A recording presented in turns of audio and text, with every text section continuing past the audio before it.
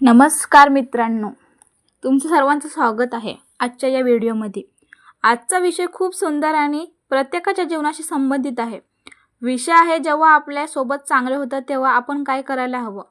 आपण नेहमी देवाची आठवण कधी काढतो जेव्हा अडचणी येतात, संकट येतात, मन दुःखी असतं किंवा जीवनात काहीतरी अडचणी असतात। काहीच आपल्या मनासारखं घडत नसतं। त्यावेळी आपण देवाकडे धाव घेतो, प्रार्थना करतो आणि मदतीची याचना करतो। पण जेव्हा सर्व काही चांगलं चालू असतं तेव्हा काय होतं? घरात सुख असतं, पैसा येत असतो, नोकरी किंवा व्यवसाय चांगला चालू असतो, मुलं आनंदित असतात आणि आरोग्यही उत्तम असतं। अशा वेळी अनेक जण देवाचे आभार मानायचे विसरतात।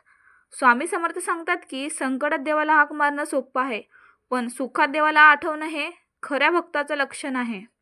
मित्रांनो, आज आपण ज्या घरात राहतो, जे अन्न आपण खातो, जे कपडे आपण घालतो, जे सुख अनुभवतो ते सर्व ईश्वराच्या कृपेने आहे। म्हणून प्रत्येक चांगल्या गोष्टीबद्दल कृतज्ञ राहणं खूप महत्त्वाचं आहे।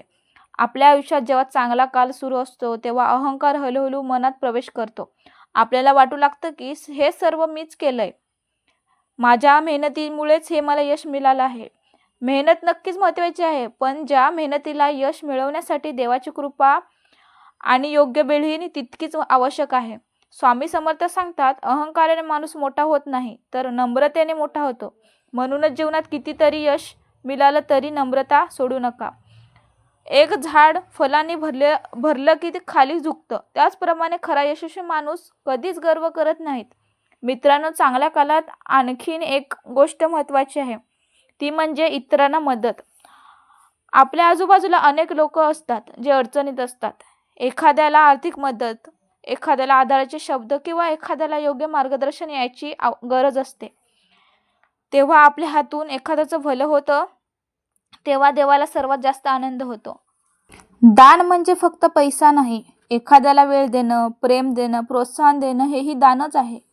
आपण चांगल्या काळात जितकं चांगलं कर्म करतो तितक्याच त्याचं पुण्याईचं फल आपल्याला मिळतं।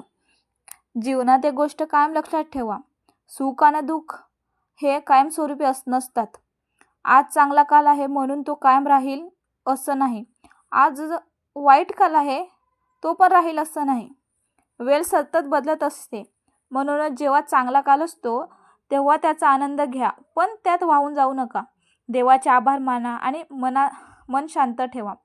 स्वामी समर्थ सांगतात, जे मिळालं आहे त्याबद्दल आनंदी राहा आणि जे मिळालं नाही त्याबद्दल धीर ठेवा। आजकाल अनेक लोक स्वतःच्या आयुष्याकडे कमी आणि इतरांच्या आयुष्याकडे जास्त पाहतात। सोशल मीडियावर इतरांचं सुख पाहून स्वतःला कमी समजतात, पण प्रत्येकाचं आयुष्य वेगळं असतं। आपल्याकडे जे आहे त्याची किंमत समजली की मनात समाधान निर्माण होतं आणि जिथे समाधान असतं तिथेच खरं सुख असतं। मित्रांनो, रोज सकाळी उठल्यावर आणि रात्री झोपण्यापूर्वी देवाचे आभार मानायची सवय लावा। फक्त एवढंच म्हणा, हे देवा, तू मला जे काही दिलं आहेस त्यासाठी मी तुझ्या मनापासून आभारी आहे। या एका सवयीमुळे मन सकारात्मक राहू लागतं।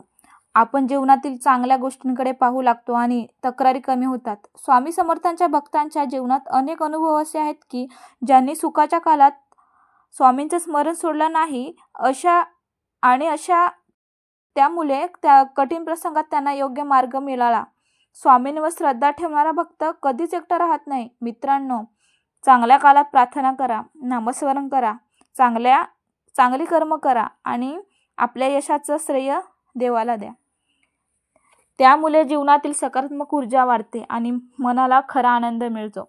शेवटी स्वामी समर्थांचा एकच सुंदर संदेश, सुखात नम्र राहा, दुःखात धीर धरा आणि प्रत्येकाच्या परिस्थितीत देवावर विश्वास ठेवा। हा संदेश जर आपण जीवनात उतरवला तर कोणतीही परिस्थिती आपल्याला डगमगू शकणार नाही। चला तर आजपासून आपण ठरवूया की फक्त संकटातच नाही तर सुखातही देवाचे आभार मानायचे, स्वामींचे स्मरण करायचे आणि चांगले कर्म करत राहायचे। श्री स्वामी समर्थ। व्हिडिओ आवडला असेल तर लाईक करा, शेअर करा आणि चॅनलला सबस्क्राईब करायला विसरू नका। श्री स्वामी समर्थ। धन्यवाद।